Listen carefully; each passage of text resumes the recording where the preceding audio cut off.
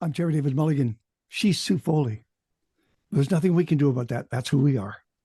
Uh, where have I found you? Where's it looks like a Hollywood set, like somebody's. Oh, I wish. I wish. No, I'm home in Austin.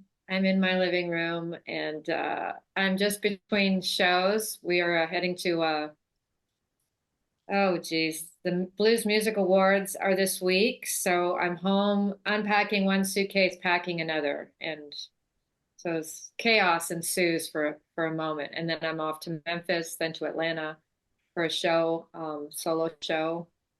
Um, And the then more. the the Blues Awards. What are you nominated for again?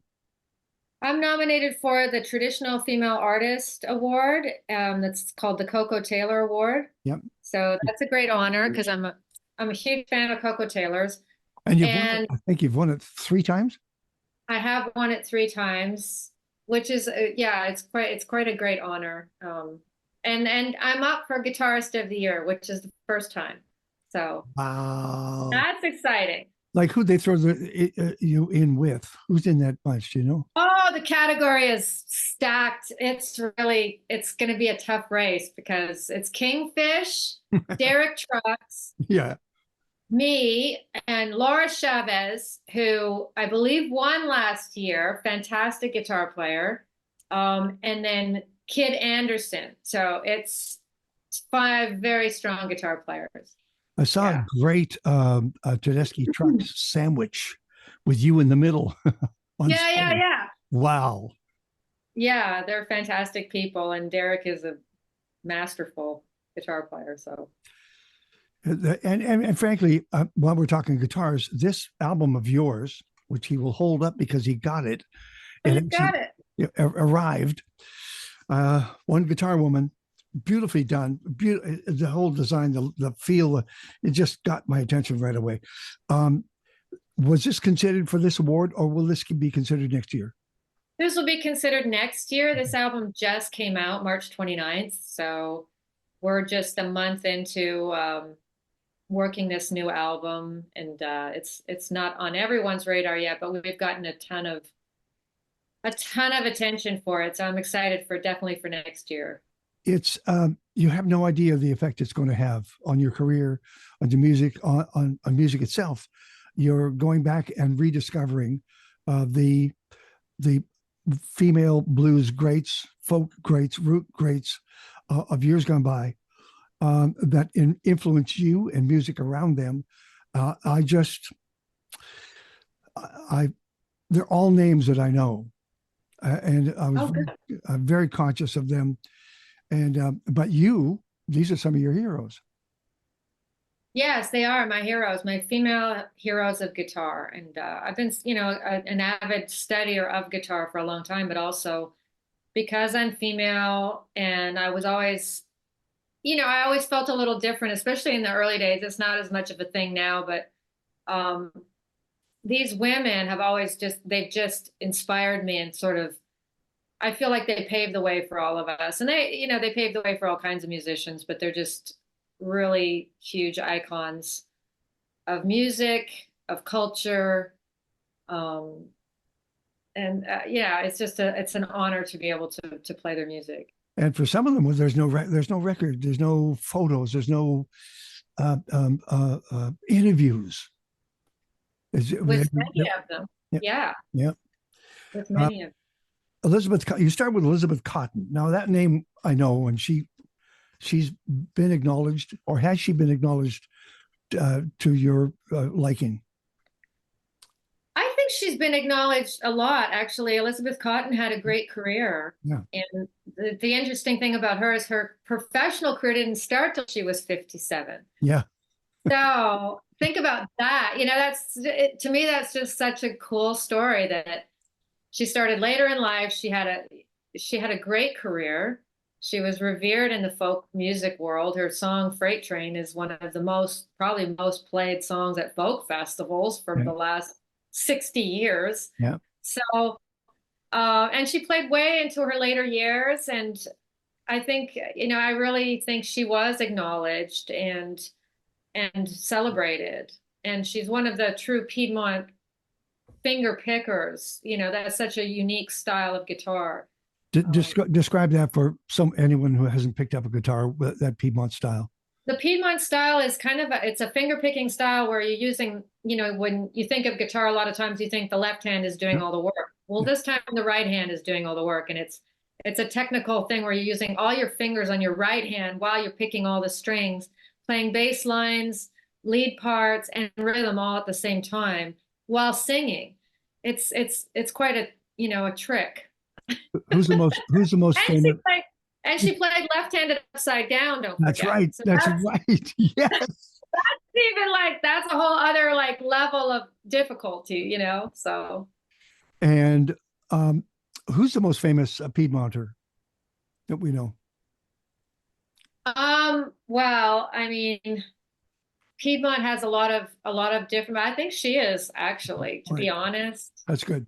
I really do. I mean, there's other Piedmont players, and I've interviewed Etta Baker, who was also a fantastic Piedmont finger picker in that tradition. But there's many, and I think Cotten is right up there. Is that the guitar you're playing on the album behind you? This is not actually the guitar I'm playing. The album is in the shop because it's been on the road getting roughed up, and this is my spare at home. But it's another flamenco guitar. You bought it in Mexico? I did. I bought my flamenco guitar in Mexico, and that's the one guitar I play on the album, hence the title One Guitar Woman. Because I played one guitar, and it was a flamenco guitar, which is from the classical family, but it's a little more rugged and visceral. So I could play blues. I could play a lot of styles on it that on a classical is a little more finesse is necessary and a little more gentle hands. So I'm playing blues, I'm playing Piedmont, I'm playing Carter Scratch, I'm playing some classical and some flamenco on the guitar on the album with the one guitar. I got him Paracho, Mexico. Carter Scratch. I love that. The Carter Scratch. I see that I went, oh yes, the Carter Scratch. Because she's working, she is the band for all the voices around her in the Carter family. She's got to stand in there. Yeah, Maybelle Carter. And I was just at the Country Music Hall of Fame where her famous guitar, sits. And she also has gotten a lot of acknowledgement. And the things they wrote about her at the museum really shone a light onto her contributions on how she changed how people played guitar, basically, and lead guitar and incorporating lead into again, it's a one man band, one woman band going with the Carter Scratch, but she's doing a lot of parts at once. And it's a really popular guitar style that she invented. So when you go out there, it's just you and the guitar? It is. Yeah. How long sound check? Not long. 20 minutes, I don't know, depending. Well, 20 minutes. You want that guitar to ring. You really do. Yeah, the guitar, well, because it's just me and the guitar, it's easy to hear both instruments pretty clearly. You're not fighting, elements of, drums and bass and stuff like that. You're just kind of there. So I want to play Maybelle's guitar, which you wrote. What was it you wanted to say? Was it about the guitar or was it about Mother Maybelle? Or both? It's about both. It's about the impact of her legacy and how far it reached. And so I talk about border radio, where, the Carter family kind of made their mark. And that really affected all of American culture because border radio had these huge transmitters that went all across the country. And, people who never heard radio or had never heard that style of music heard her. Yeah. XERB, Del Rio, Texas. Exactly, right? Right. So I talk about that. Yeah. And I talk about, just that impact and how people and how that, influenced so many people. And she's just such a special artist. Have we heard the whole story of Memphis Minnie? Is there still a documentary to come, some sort of novel, book, something? Well, with Memphis Minnie, there is one book, and it's pretty thorough, and they did a lot of interviewing people who were alive at the time who actually had interactions with Minnie. So it would be hard to write a book now because those people aren't around, and nobody, there's, I don't know how many people are on earth that actually heard Minnie or saw Minnie or knew Minnie. I mean, I think it's not that many, but um, so it would be hard to, I mean, it's not impossible. I always say the way to know her is in the music, is in the lyrics. Yeah, she wasn't hiding. And she wasn't credited for any of the lyrics. So we're not even sure if she actually wrote that. That's a big mystery as well, because at the time she worked with her husband, and a lot of times women just deferred, things like publishing credits would be deferred to the husband and stuff like that. So we're not even sure which are Minnie's songs, but I do believe she wrote many, many songs. I saw when I heard the Paganini thing go, I went, what is this? Oh yes, Paganini. Yes, romance, romance in A minor. Why that track? That was a track I got from an Ida Presti album. Ida Presti is a classical Yeah. musician, and she died, sadly, she died pretty young. I think she was only 43 or 42 when she died. So she was already making a huge impact in the classical world, and she was known as a virtuoso guitar player. She'd been a child prodigy and doing concerts from the time she was a child, before even, before her teens. She was performing concerts in France to great acclaim. And I found one solo album of hers called The Art of Ida Presti, and I Mm. found that song. I was like, I want to do something for Ida Presti because she's so important, and I'm a blues player. Where do I start? So I was listening to all the material, going, "Oh my God, I don't know if I can do this." But I heard Romance in A minor, and there was something in it I felt like I could convey, and I felt there was something bluesy in it. It was a little slower, so it wasn't super pyrotechnically challenging, but it had a vibe and a feel that I thought I could get my hands and heart into. So, but she's such an important figure too. She was a masterful musician, and um, technically virtuoso, certainly really technically, which in the classical world is a lot, because it's a very high standard. If you're watching on YouTube, this is the album Sue Foley. One guitar woman. How about that? Look at that. That's beautiful. One Guitar Woman. It's out now. Um, you've spent your life, a great part of your life, in sometimes noisy, smoky bars, sometimes posh places. What kind of room are you looking for to take you and that guitar into? Do you want soft cedars? What do you want? Yeah, this is more suited to theaters and soft cedars, to be fair. It is listening music, especially if I'm going to pull out a classical piece like that. I Sure. kind of need the audience a little quiet. I can do a lot of the material in a bar though, and I have, including Malagueña. People go crazy. So, but mostly I think if it's just solo, I think a listening is great.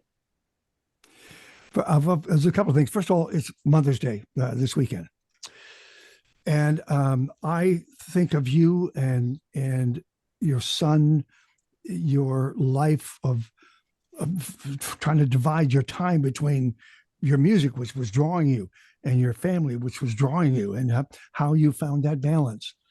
Um, the first time I saw any female artist bring family with her on the road was the leader of the Pretenders, and she had her daughter with her. I thought, yes, you can do this. You can, if you got your game together, you can do this.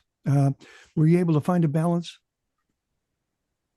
I had a really supportive family. My son's 27 now, so he's over the hump, way over the hump. Yeah. And I did well. I raised a really great child. I'm really happy I had that experience. That is basically the one thing that I would say separates a guitar man from a guitar woman, and something I've explored in my own interview process with other female guitarists is how you manage to get that balance, strike that balance of home life and and then it's all different. There's no one story, because the Carter family, of course, Maybelle Carter just worked her kids into the show.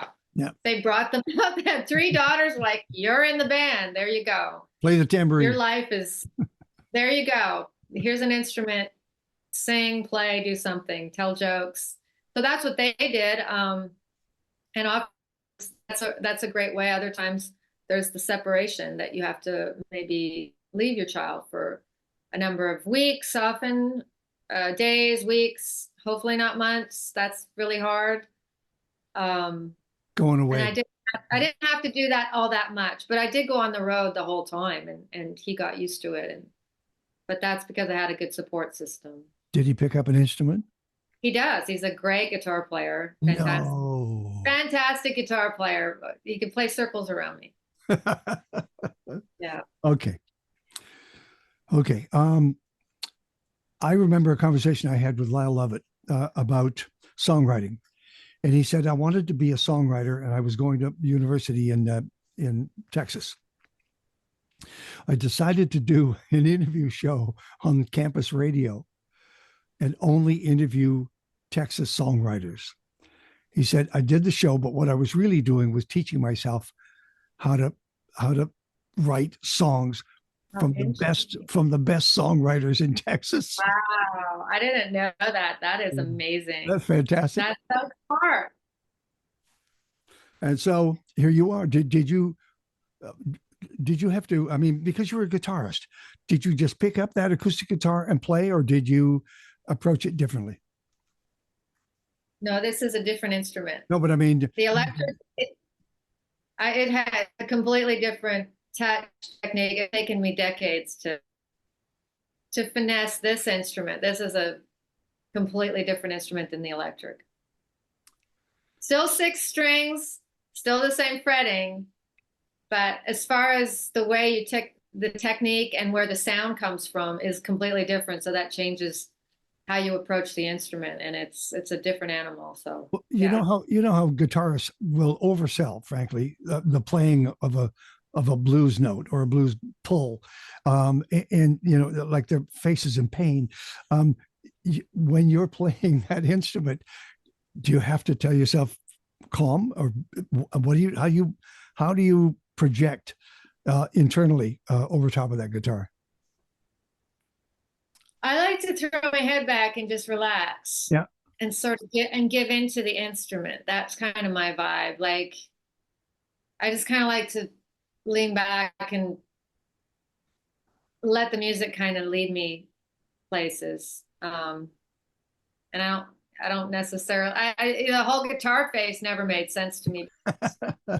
You don't need to use those muscles when you're playing the instrument. Yeah. So, you know what I mean? That's theatrics right there. Yeah, I know. This is fantastic. But it works. It works for some people. Well, it works. They make it work. You know? Some people just do it. Albert King smoked a pipe, for Pete's sake. I know. Clarence Gatemouth Brown would play the most wicked, fast things, and he looked like he was, you know, reading a book. He'd just be like, I was always like, that's cool, you know. Last Kind Words blues. Geeshe Wiley. Geeshe Wiley. That's an old classic song. It is, and it's quite a revered song. It's been covered by probably dozens of artists at this point. A moving song with a different feel and vibe to it. It's got a haunting feel that I think really draws the listener in. And there's not much known about mysterious figure. There are no pictures of Geeshe Wiley. In fact, it wasn't her real name. And she was on the run, and she had changed her name. And there's a lot of myth and history about that I find really intriguing. I tell you who did get the light shone on her, and we did get videos, and we did get interviews, of course, and that's with Sister Rosetta Tharpe. She got some camera time, and it was important, and she played. Why that particular song that you've chosen for the album, My Journey to the Sky? Yeah, that's kind of an outlier of a track because you'd think with Sister Rosetta Tharpe I would have chosen to play, something with some strong single note leads in it. And I chose a much more introspective piece that she wrote, which I was very happy about to discover. But really, I did it simply because I love that song. And I'm really fond of her work with Marie Knight. They had a duo, just voice, guitar, piano, and two voices. And I just find that is my favorite stuff from her. And that's a piece they did together. And I hear that song, I just die. So I just took a stab at it. But I like that she wrote it, and she was such a extroverted musician or extroverted performer that this sort of shows her kind of her quieter sides, maybe, and thoughts. One Guitar Woman is the name of the album. Sue Foley is the artist. Is there a vinyl version coming out? There is a vinyl. Hold on, let me hold it. Excellent. Beautiful. Excellent. And you can get it because this is on Stony Plain. It's really quite a beautiful vinyl. And It's fantastic. what I like about it, as I wrote the liner notes, the vinyl, you can really read them. Yeah. They're legible. They're not like a little CD booklet. Yeah. So I wrote a piece on every artist, a little intro to their music, and yes, on the CD it's a little smaller. A little smaller, and you got to start in The magnifying act glasses. Here's what I do like. Final words. There's something that transformed me. There's something that transformed in me when I started to research these female pioneers of guitar, knowing that they had persevered through decades of challenge and trials, so that my trials were lessened, has taught me humility, and having a clear understanding of their accomplishments makes me want to reach higher in my own career. They forged the path for all female guitarists, leaving us not just the trail, but a map of directions and the wisdom to navigate it. Well said. Well, Thank you. This is quite a journey for you. Quite a journey. This isn't just it is an album, and it is a CD, and it is your career, of course, your voice and your guitar. But this has been a long held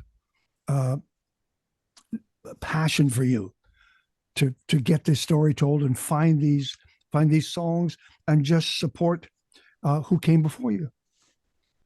Definitely. Yeah, that really speaks to me. I mean, I've done a lot of research, and people I don't know if women realize their place in the history of guitar culture. No. I'm hoping a lot more women come to the fold, not just as players, but as guitar music lovers, and realize that, hey, that I have a spot here. This isn't just about the guys flashy stuff. There's a whole history, and obviously a really vibrant present with women in guitar right now, of course, too. Women in guitar now? Oh yeah, I mean, there's so many. Oh yeah. So many fantastic players. I mean, they're just shredding like crazy. But back when these ladies were playing, there weren't any. So these are people that self-created, and even if you don't think of women in guitar like categories, it's just a person that was interesting enough that they chose a path that had never been traversed. So that's really the most compelling part of this. Any Canadian dates ahead? Yes, we have a Southside Shuffle in Toronto in September 6th. Donnacona Blues Festival, that's in August. There's a couple of places in Quebec. Fuck, I need my glasses. Mostly we're in the States, and then up in August we go to Quebec, Donnacona, St. George for a couple of festivals. Then we're back in the States, and we're back in Canada in September in Toronto. And then November, we will be back. And we're going all the way up to the Yukon. It's a big country. You might want to. I know. We got to space it out. We're going to the Yukon in November. Can you believe it? That's going to be cool. Dark. In November? In November. Oh, yes. The timing is perfect. Yes. Take care of that guitar. You pack that guitar well. Sure. That's brutal. We'll be back in Alberta in March. Okay. 25.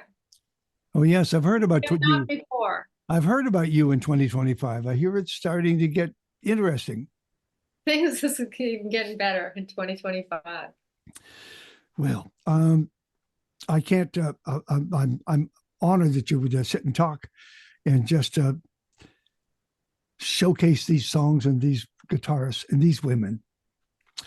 And you've had to fight that fight all the way along, even if you tired of it, even if it weighed you down. You were a woman in the blues, surrounded by an ocean of men, and you had a chance to actually say something, be something, make a name for yourself, make a space for yourself. It's better now, but each one of you women had to stand your ground. Yeah, everybody has to stand their ground. I never thought much about that, like that it was a fight or anything. I know there are those elements. I mean, the music business is the music business, and I always say it's the same way for men in a different way. But it's not the easiest thing to do, and playing guitar for a living is not an easy thing to do. So, um, mostly though, it's been a celebration, and it's been great to be different. And for me, I've gotten so much attention and work and stuff and benefits out of being the one, black sheep in a room of white sheep or whatever, like the one that stands out. So that's been a good thing. Um, and there are a specific set of challenges, like we talked about, whether it be how to raise children or, how to assert yourself in a man's world. That's an interesting thing for a young girl with a guitar, but for most of the part, Terry, I've had a great run so far, and I feel really blessed. And here's my salute to you, Sue, and that is that you could have become bitter and hard and and combative. Yeah, that's not going to get you anywhere. Only on the night. That's all. Not the next day. No. Well, right. I'll leave you with this. Thank you very much. I'd like to see this live on stage. It would be wonderful. In the meantime, I will simply play this for you, Well, thanks very much. and then see if I can find musicians around you that is seamless. I don't need a screaming feedback over here and a horn band over here. I need to see if I can, well, like that photo of Tedeschi trucks. You're in the middle. That's what I want to do. I want to have you as part of the one. Okay. Oh, sweet. So bring it west if you can. But thank you very much for doing this. This is very cool. Congratulations, and I just enjoy the success when you win that award shortly. Oh, thanks. Let's see what happens. Okay. Thank you, Sue. Thanks, Terry. Thank you for this. Thank you for this. Thank you for this. Where's your album? Where's your cover? There it is. This is it, friends. Right here. Sue Foley. Thank you, Sue.